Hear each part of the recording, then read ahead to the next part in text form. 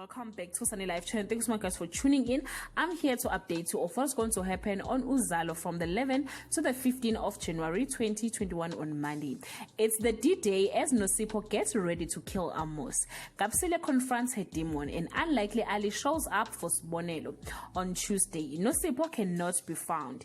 Fikile becomes their last hope. Kabanga and Kapsile drift even further apart and Mamlambo is torn between his spiritual beliefs and culture on Wednesday.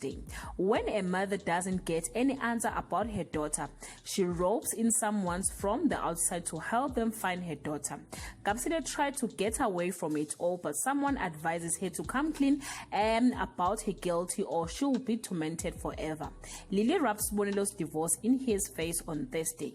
The pressure is on Amos after Zeketelo delivers a crucial piece of information to the police station, implicating him in her disappearance. Meanwhile, things are upside down at the church house after Kabanga sees how badly Sibonelo beats Siphelane up on Friday. The possibility of Nosipho's death slowly sinks in some members in the Mhlongo household.